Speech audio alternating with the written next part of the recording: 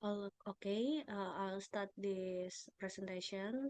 Good afternoon, everyone. Today we will discuss the material in English business related to market problem and designing profitable solutions, atau dimaknai juga dengan permasalahan yang ada di pasar dan juga cara mendesain solusi tetapi yang menguntungkan bagi kita ya. Kemudian tujuan pembelajaran hari ini yang pertama adalah identify market problem in everyday life. Jadi saya harap teman-teman juga bisa melakukan identifikasi permasalahan di sekitar teman-teman.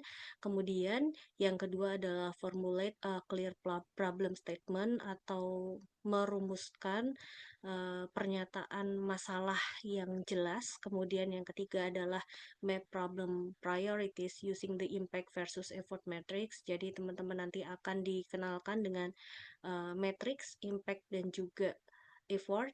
Ya, nanti teman-teman akan melakukan scoring kira-kira problem priorities yang bisa diselesaikan yang mana. Kemudian yang keempat itu ada design profitable solutions using the simple logic of SMART goals ya. Ini adalah sebuah tools yang bisa teman-teman gunakan untuk menyusun sebuah business plan yang nantinya akan menjadi tugas akhir dari pembelajaran ini. Oke, we will move to the other slide. Before I explain what a problem is, I'd like to ask all of you, what do you understand about a problem ya? Apa yang teman-teman pahami terkait dengan permasalahan? Oke, di sebelah kiri ada sebuah gambar, tulisannya adalah failure, dan juga di sebelah kanan ada gambar yang bertuliskan opportunity ya. Kemudian penjelasannya adalah rata-rata orang itu akan melihat sebuah permasalahan itu menggunakan dua kacamata yang berbeda ya. Kacamata pertama menjelaskan bahwa dia akan melihat sebuah permasalahan itu sebagai sebuah kegagalannya. Kemudian kacamata satunya lagi itu melihatnya sebagai sebuah opportunity atau sebuah peluang yang mungkin dia bisa kembangkan, dia selesaikan permasalahannya dan memberikan keuntungan bagi dia dan juga sekelilingnya ya. Kemudian this will determine how you will act to solve the problem.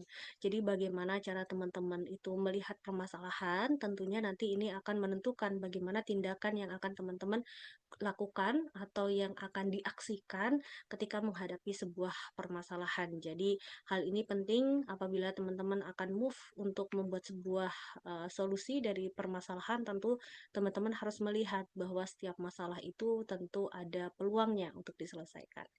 Nah, okay. And the next slide, what if problem are perceived as a failure? When the problem are perceived as failure, people don't treat them as something to be solved, they treat them as threats atau sebagai ancaman.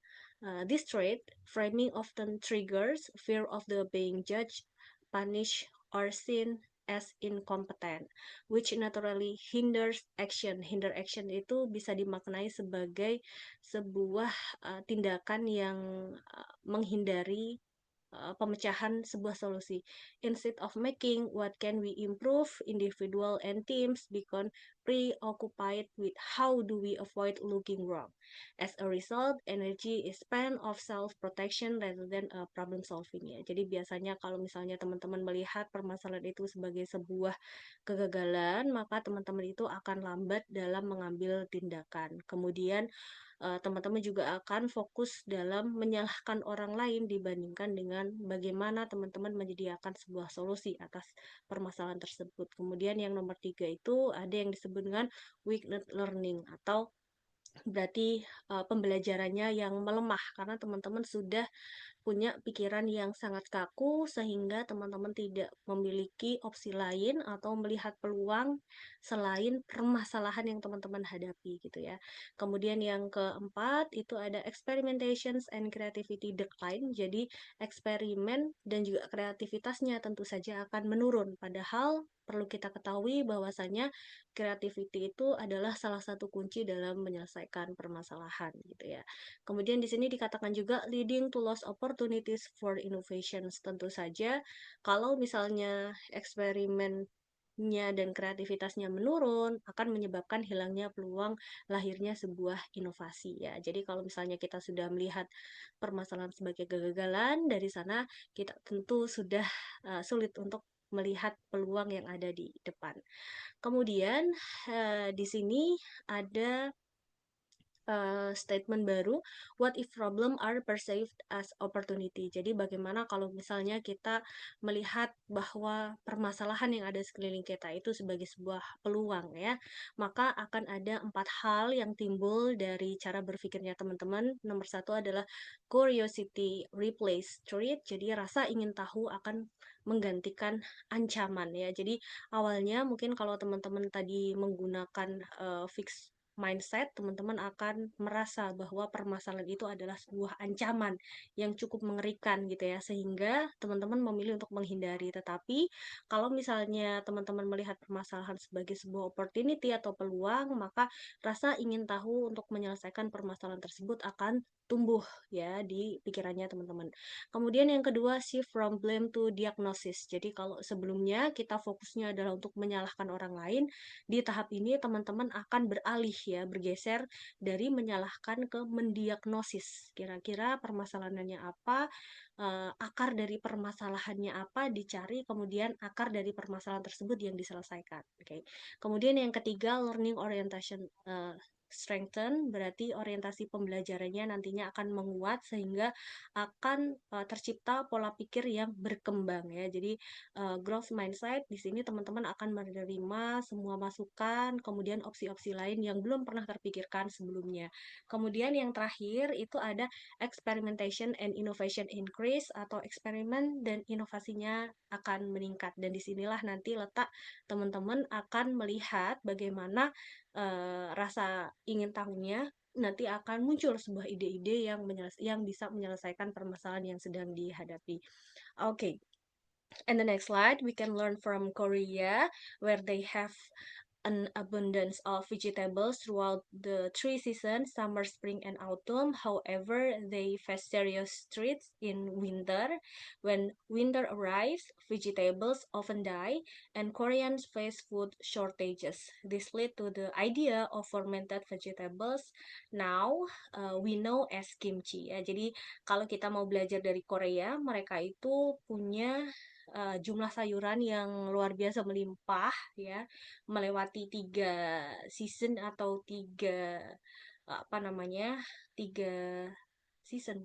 Season itu disebutnya adalah uh, musim, sorry, 3 musim ya, dari musim panas, kemudian musim semi, kemudian ada musim gugur. Mereka masih punya sayuran yang cukup melimpah. Tetapi ketika winter datang atau musim dingin datang atau musim salju, rata-rata semua tanaman di Korea itu akan mengalami uh, pengeringan dan juga pembusukan ya, karena terlalu dingin suhunya.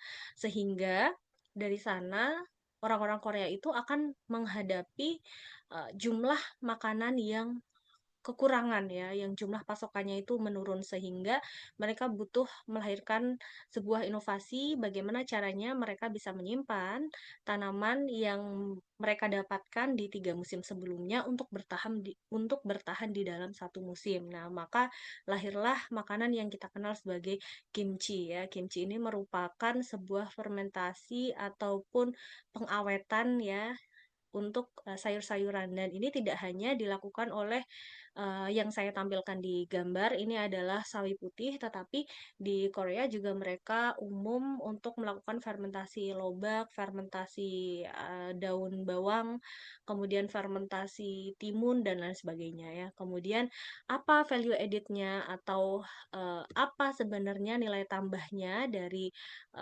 kemudian sayuran yang diawetkan itu long shelf life, atau punya umur yang lebih panjang, kemudian punya rasa yang jauh lebih kuat juga, kemudian probiotics, jadi nutrisi yang ada di dalam sayuran itu juga meningkat karena ada bakteri-bakteri baik. Kemudian the last one is cultural identity in Korea ya, jadi dia menjadi makanan identitas yang ada di Korea. Nah, and the next one, we can take the Turkey as an example. With its abundant dairy cows production milk, they struggle to maintain the health of their milk. Storing at room temperature will cause it to spoil. So it needs to be stored in another form that we know as yogurt. This is a good solution because milk can be stored in the long term ya. Jadi kalau mau kita belajar dari Turki, Turki itu punya jumlah susu yang melimpah sehingga mereka butuh untuk menyimpan di waktu yang cukup panjang, tetapi tidak terjadi pembusukan ya. Pembusukannya bukan menjadi tidak bisa dikonsumsi, tetapi bagaimana cara melakukan pengawetan yang alami, tetapi tidak merusak kandungan dari susunya ya. Maka lahirlah sebuah ide untuk melakukan pembuatan yogurt yang berasal dari susu-susu yang mereka hasilkan. Nah, dan ada value added atau nilai tambah dari susu yang kemudian diubah menjadi yogurt, yaitu masa penyimpanannya yang panjang, kemudian nutrisinya juga meningkat, kemudian harga jualnya pun lebih tinggi dibandingkan pada saat mereka harus menjual susu tersebut sebelum dilakukan pengolahan ya. Jadi di sini kita tahu ada sebuah permasalahan, kemudian solusinya dilahirkan dengan meningkatkan beberapa nilai tambah. Dan ini juga yang saya harap teman-teman nanti ketika creating the idea itu harus bersumber dari problem, karena kalau misalnya creating the idea using a problem, nilainya atau masa bertahan dari produk yang teman-teman jual ke pasar itu jauh lebih panjang dibandingkan kalau misalnya hanya didasarkan pada sudah keinginan untuk melahirkan sesuatu yang bukan berasal dari permasalahan yang ada di masyarakat. Next, this is funny enough, but yes, this is the combination chopstick and fun.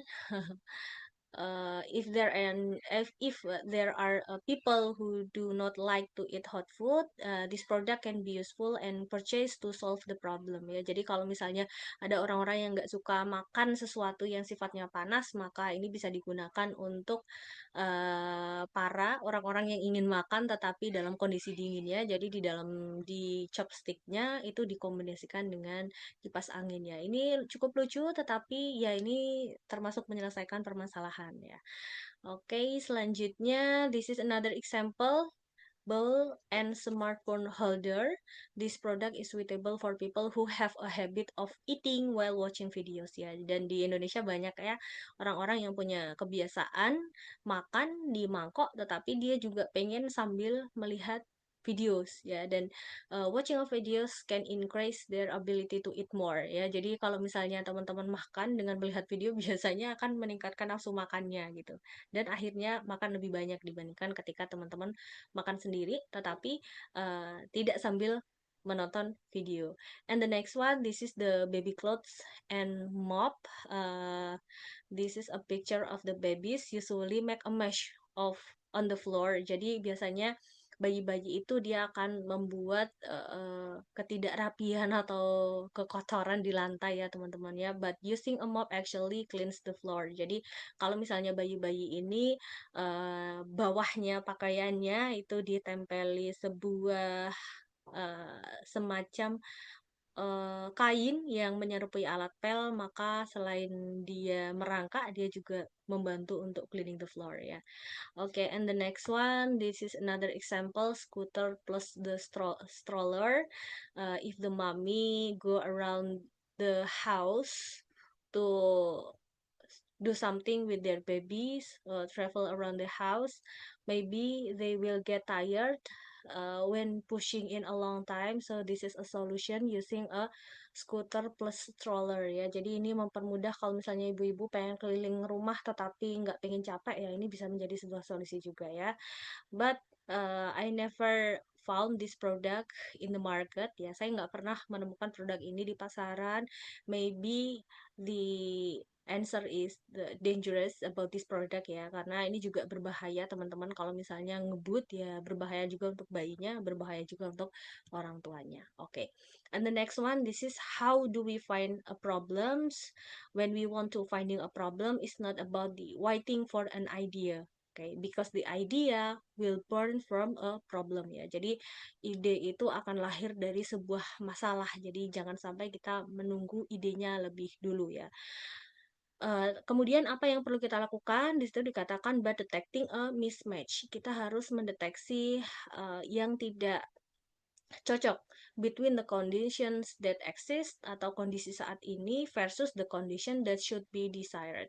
Atau kita harus membandingkan antara kondisi saat ini dan kondisi idealnya atau kondisi yang kita inginkan. Biasanya di sana akan ada gap. Nah, gap ini yang harus teman-teman isi celahnya untuk melahirkan sebuah idea.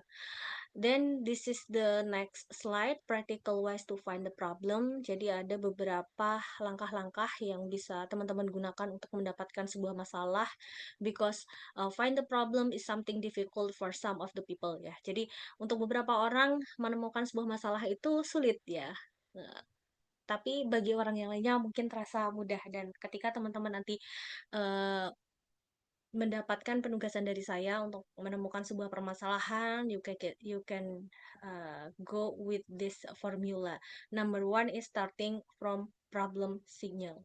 Jadi teman-teman harus mencari sinyal-sinyal permasalahan. Sinyal permasalahan itu bisa teman-teman dapatkan dari mana? Number one is recurring complaints. Jadi komplain yang berkelanjutan. Kalau misalnya teman-teman melihat di bidang jasa, kira-kira apa sih sebenarnya permasalahan yang ada? Misalnya ya, kalau teman-teman di sebagai mahasiswa, kemudian teman-teman menggunakan fasilitas kampus, tetapi orang-orang yang bekerja di sana tidak cukup ramah. Yes, this is one of the example of recurring complaint ya. Jadi ini merupakan contoh komplain yang berulang ya. Mungkin teman-teman pergi ke TU, pergi ke keuangan, atau bahkan ke dosen, tetapi mereka tidak memberikan pelayanan yang baik ya. Ini merupakan sebuah sinyal masalah ya.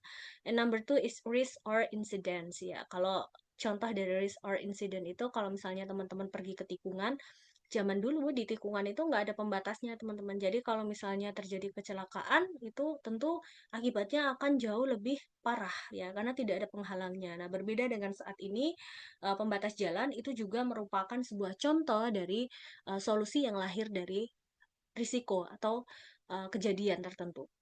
Kemudian yang nomor 3 itu ada yang disebut dengan recurring failure atau kegagalan yang berulang. Dan kalau di perusahaan ada satu divisi yang disebut dengan research and development, ya tugas mereka adalah mencari solusi dari permasalahan yang mereka hadapi atau permintaan-permintaan dari customers ya. And the last one is laziness ya. Jadi banyak solusi yang justru lahir dari kemalasan manusia. Misalnya saja kalau saya contohkan sekarang itu ada alat pel, ada alat sapu yang bentuknya seperti robot kecil berbentuk bulat yang dia akan keliling rumah, bahkan dia bisa melakukan mapping lantai 1, lantai 2, ke lantai 3 tanpa melakukan kesalahan, dan ya itu berangkat dari permasalahan kita malas untuk nyapu dan untuk ngepel.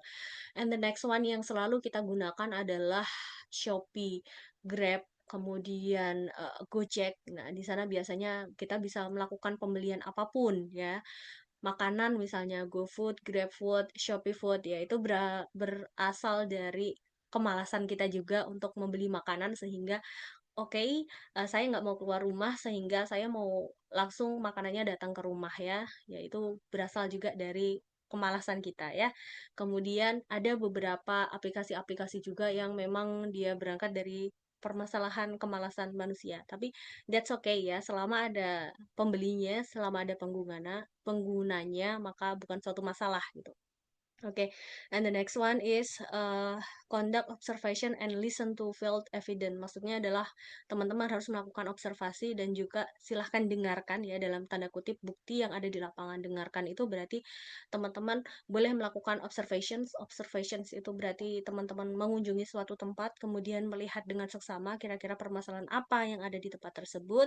Kemudian teman-teman selain melakukan observation, teman-teman juga bisa melakukan short interview ya. Kalau observations itu doing something without speaking or talking with anyone else, tapi kalau interview ya dia sudah mulai berinteraksi dengan orang yang ada di sana ya. Bedanya di situ. Kemudian yang terakhir, karena kita sudah menggunakan banyak media sosial, ada yang disebut dengan digital footprint.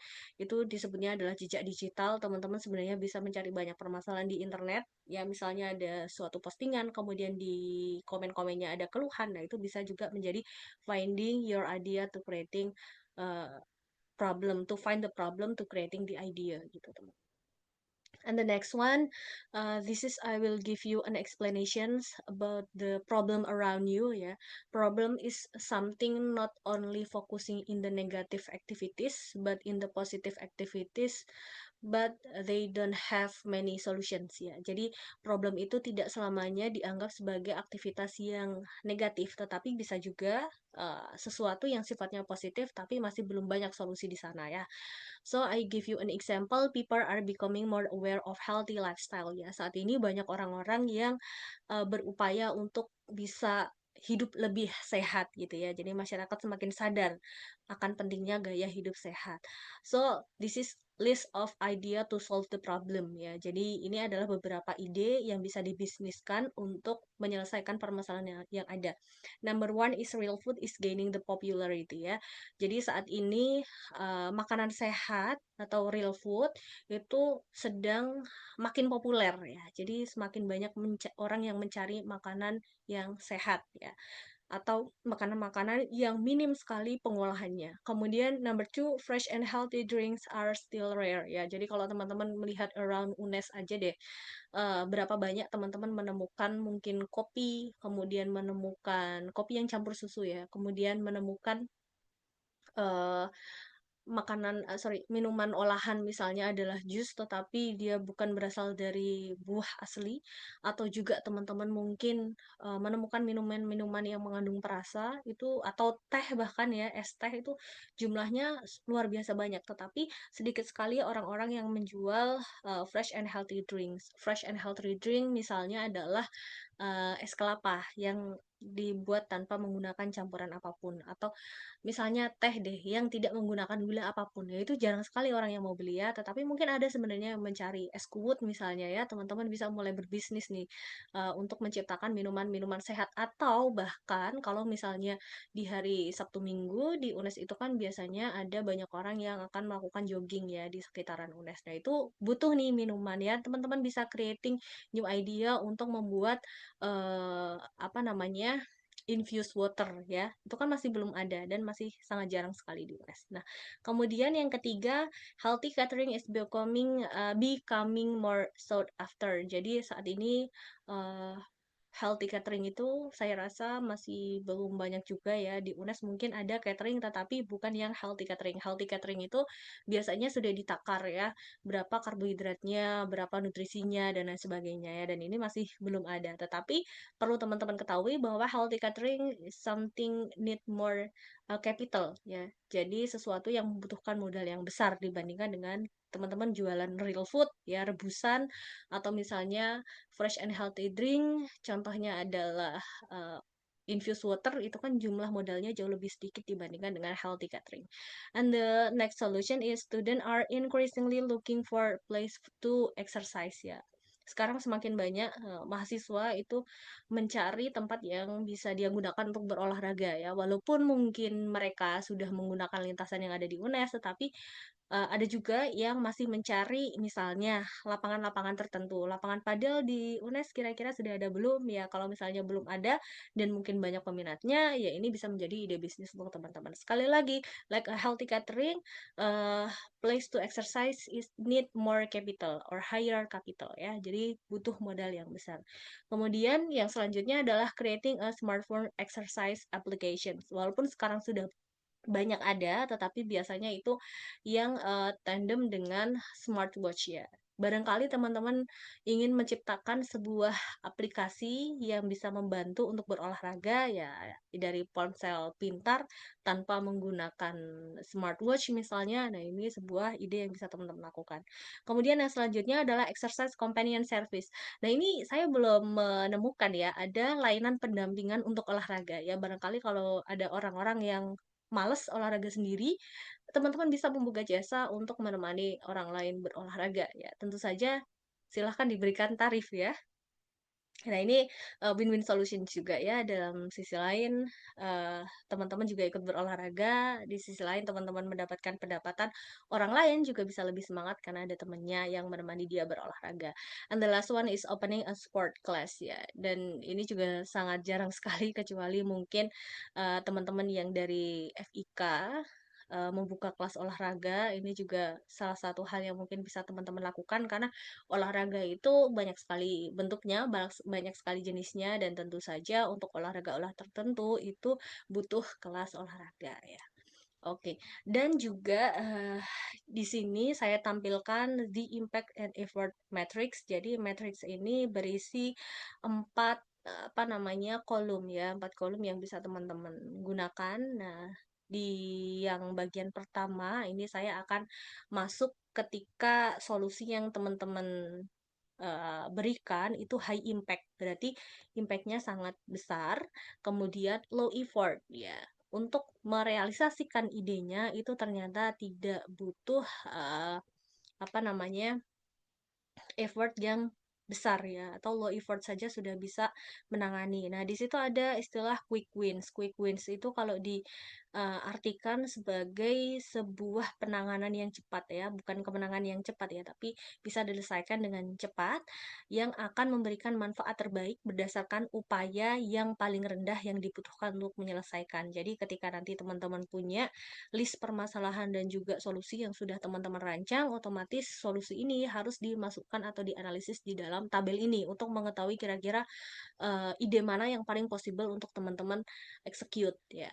Kemudian selanjutnya ada yang disebut dengan major project. Major project itu high impact sih, tetapi effort untuk merealisasikan itu ternyata juga cukup besar ya, sehingga membutuhkan upaya untuk diselesaikan tetapi pada akhirnya memberikan manfaat yang jangka panjang. Nah, ini yang seperti saya sampaikan tadi, bisa saja modalnya yang cukup besar atau membutuhkan waktu yang cukup lama ya untuk merealisasikan, ide dari bisnis yang teman-teman punya gitu. Kemudian ada yang disebut dengan fill-ins.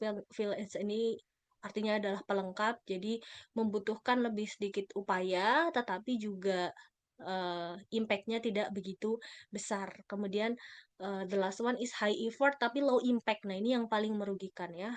Sudah effort-nya besar tetapi ternyata dampaknya tidak cukup menguntungkan. Nah, langsung saja di sini ada, sebenarnya definisi yang, apa namanya, saya gunakan untuk mendefinisikan, ini ya, matriks sebelumnya ini.